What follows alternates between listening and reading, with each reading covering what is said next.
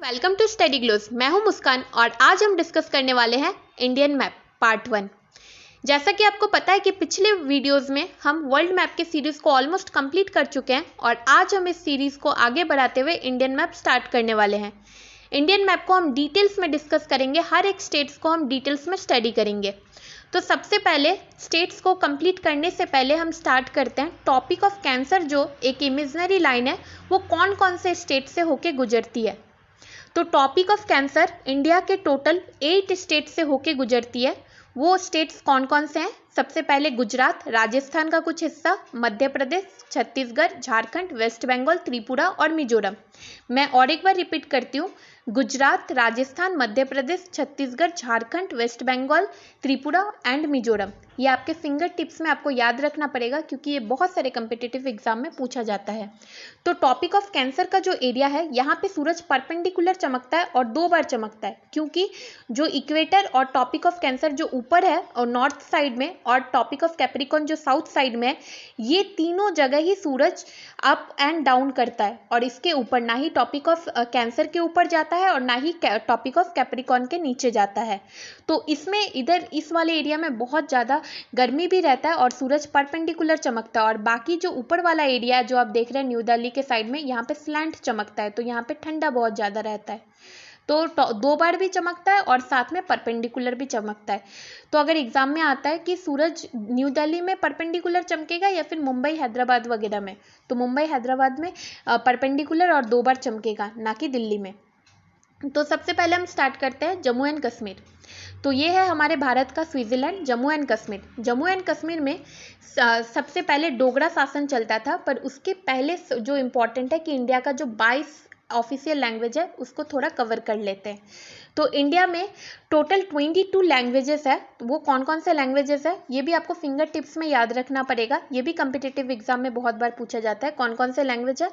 Kashmiri, Sindhi, Punjabi, Hindi, Bengali, Assamese, Urdu, Sanskrit, Nepali, Manipuri, Konkani, Bodo, Dogri, Maithili, Oriya, Gujarati, Marathi, Kannada, Malayalam, Tamil and Telugu.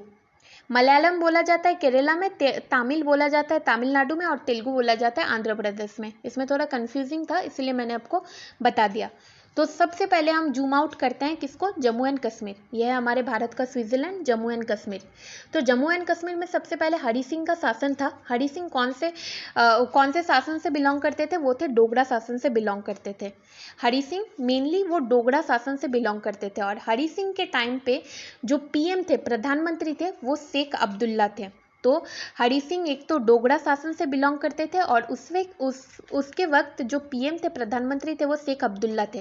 Sheikh Abdullah चाहते थे कि कश्मीर एक अलग कंट्री बने, पर ऐसा होता नहीं है। 1948 में पाकिस्तान ने कश्मीर पे हमला कर दिया था और 30% कश्मीर ले लिया, और भी ले सकता था पर इंडिया उसके अगेंस्ट में था, तो उसको काउंटर बस 30% एरिया का ही मिला, और 10% एरिया चाइना ने ले लिया 1962 के वार में।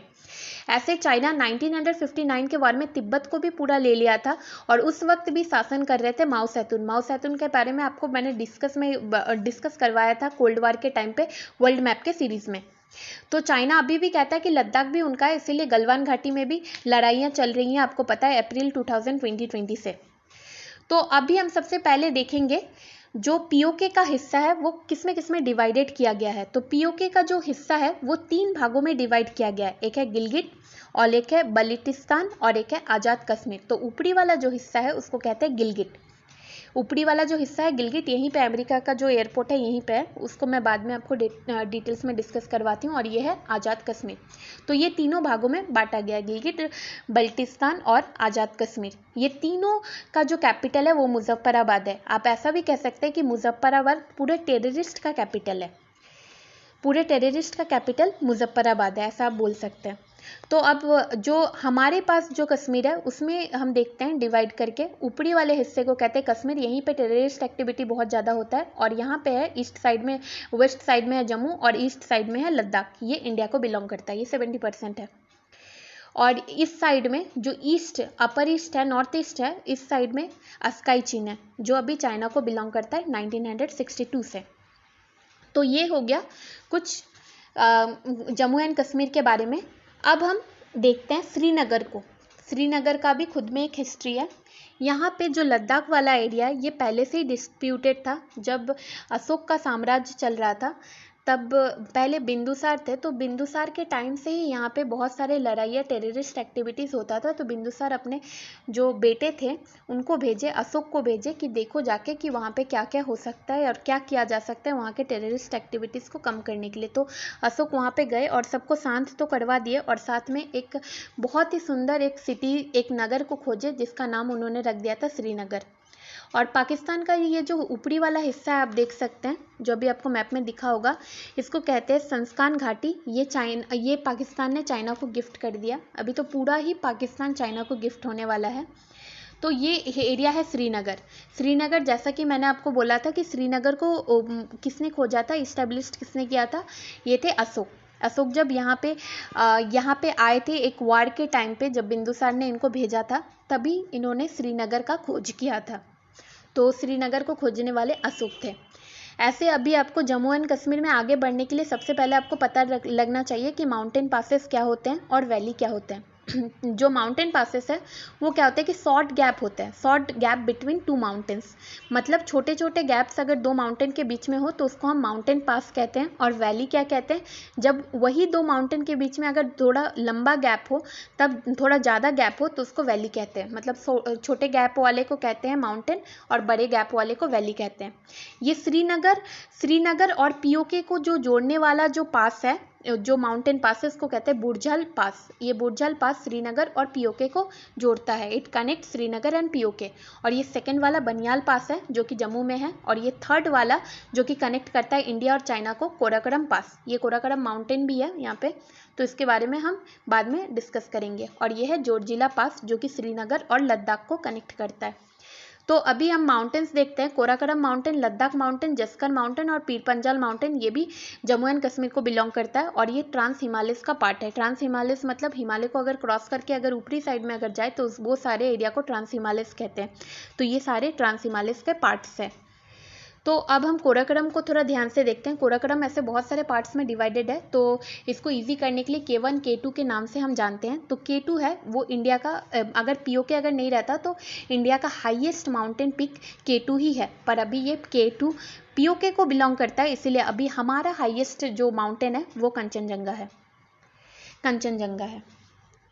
तो अभी हम थोड़ा सा डिस्कस करते हैं सियाचिन ग्लेशियर के बारे में। सियाचिन ग्लेशियर में पहले पाकिस्तानी आर्मी थे, पर ठंड के मौसम में वो वहाँ से चले जाते। तो ठंड के टाइम पे क्या हुआ कि ऑपरेशन मेघदूत के द्वारा इंडिया ने वो सियाचिन ग्लेशियर में अपना कब्जा जमा लिया। तो लद्दाख के बारे में एक और एक फेमस चीज़ है कि लद्दाख में इंडिया का सबसे हाईएस्ट एयरपोर्ट है। और यहाँ पे आपको दिख रहा होगा ये वाला जो पॉइंटिंग है ये सियाचिन ग्लेशियर है, जिसको ऑपरेशन मेघदूत के द्वारा इंडिया में वापस लिया गया था। और यहाँ पे जो लद्दाख है, लद्दाख में इंडिया का सबसे हाईएस्ट एयरपोर्ट है। तो अभी हम स्टार्ट करते हैं गिलगिट से। ये गिलगिट वाले एरिया में ही ये अमेरिकन एयरपोर्ट है। हमने कोल्ड वॉर के टाइम पे डिस्कस किया था कि यहीं पे अमेरिकन एयरपोर्ट है। और जब अमेरिका को कोई भी कंट्री ने मतलब वहाँ पे एयरपोर्ट इस्टेब्लिश नहीं करने दिया, तब ये पाकिस्तान गिलगिट में अमेरिका को एयरपोर्ट बनाने देता है, जिससे इंडिया, चाइना और रसिया पे नज़र रख पाता था। और ताजिकिस्तान वाला एरिया भी पहले यूएसएसआर का था। यहाँ पे एक बरमुला माउंटेन है, ये जम्मू में बरमुला माउंटेन है। जो बरमुला माउंटेन में बोला जाता है कि मैग्नेटिक इफेक्ट है, मतलब इसमें एक चुंबकीय धारा है जो सबको अपनी तरफ खींचता है। सेम बरमुंडा ट्रायंगल जैसा। बरमुंडा ट्रायंगल अलग में है, पर ये बरमुला माउंटेन जो है ये इंडिया में है, जम्मू में है। इसीलिए यहाँ पे हर एक एयरलाइंस और एरोप्लेन्स वगैरह यहाँ पे जाना मना है, क्योंकि ये जो मैग्नेटिक फील्ड के कारण ये अपनी तरफ खींचता है, तो प्लेन्स वगैरह क्रैश भी हो सकते हैं। तो नॉर्थ आर्मी का जो हेडक्वार्टर है वो उदयपुर में है। ये भी थोड़ा इम्पॉर्टेंट है जम्मू एंड कश्मीर के लिए। तो ये था फुल्ली जम्मू और कश्मीर के बारे में एक डिटेल स्टडी। और इसके बाद हम चलेंगे हिमाचल प्रदेश और हरियाणा वगैरह कवर करते हुए पूरे इंडिया को कवर करेंगे। Get to subscribe my channel. Thank you.